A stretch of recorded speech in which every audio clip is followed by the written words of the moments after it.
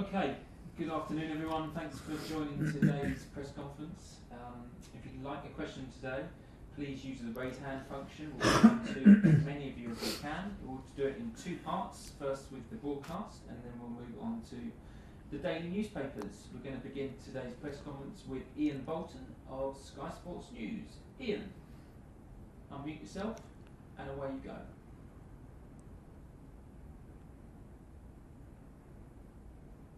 Thomas, good afternoon. How are you? Hello, I'm fine. Good. Look, it's been a very eventful few hours in the football world. Tell me, did you know that Chelsea were signing up for a European Super League, and how do you feel about being part of it? I know it since yesterday.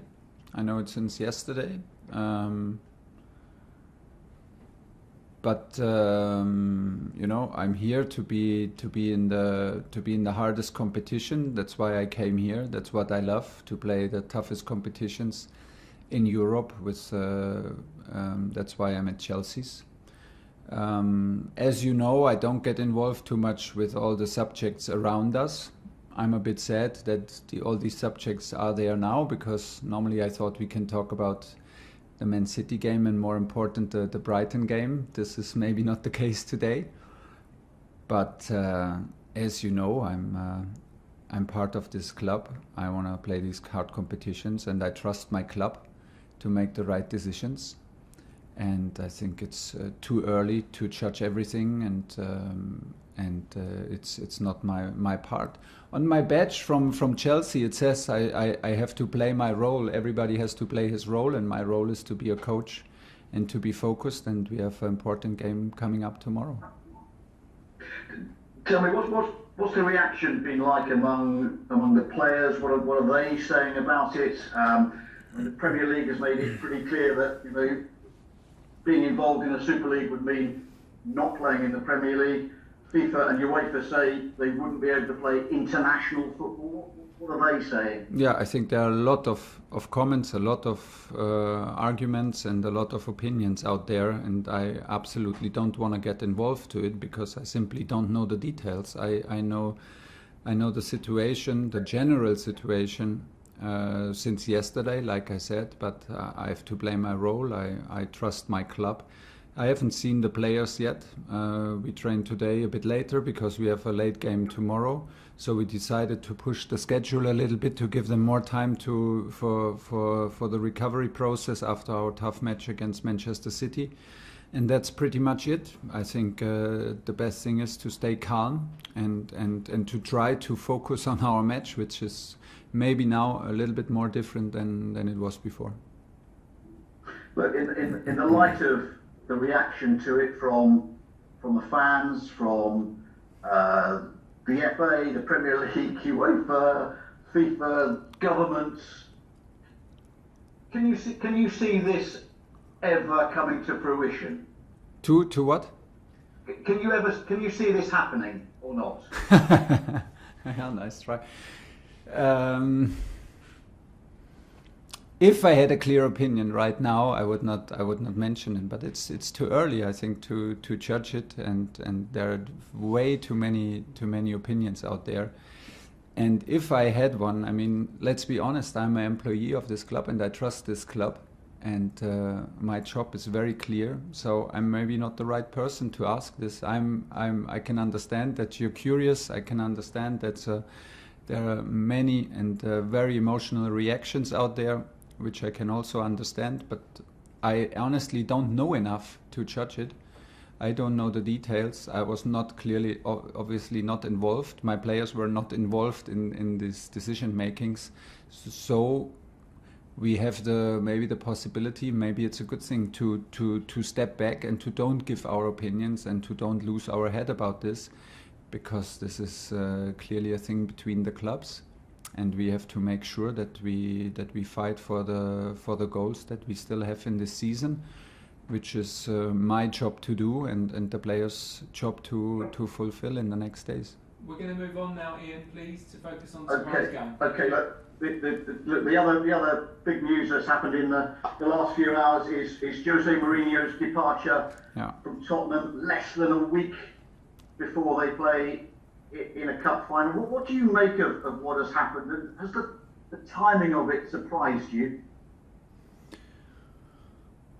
More or less, I'm always a little bit surprised when it happens, because we are all competitors and we all try to beat each other. But in the end, we wish that every manager has a good atmosphere and is in a good state and a good place to work. So if it happens, never feels good as another manager. But it's clearly also not my job to comment on that, and it's like it is. Everybody fights hard for results, and when a big decision like this is coming, was a surprise today. I honestly did not see it coming, but I was absolutely not focusing too much on, or not at all, on their situation. You were playing in the FA Cup this weekend. Congratulations again on getting through to the final. Everton and Spurs drew. Yeah. West Ham were beaten. Was it a good weekend for Chelsea in the Premier League? in the Premier League? Yeah. Yeah. Even though you didn't play. Yeah, it's better if our direct competitors don't win. Yes, but we have to do what we can do and what we can influence. And this is now the big target. We have an absolute crucial week coming up with Brighton and West Ham ahead of us. So in all direction, everything is possible, but it's in our hands now to make a huge step. And we come from a very successful, a very emotional, and very demanding week with games in Sevilla against Porto and in Wembley Stadium against City. So now is the moment today to put full focus back on Premier League, and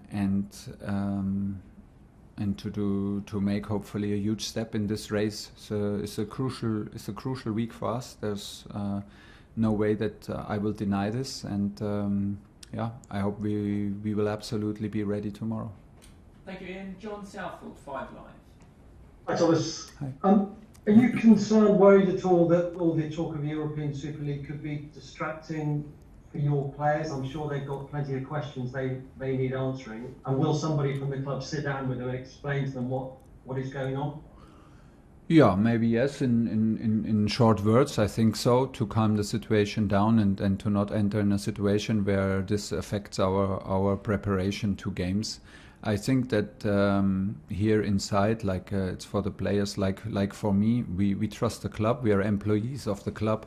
I think it's the best if we do not get involved in sports politics and in all these situations. This is above our heads, clearly, and this is not the role that we have to fulfill to make this club successful.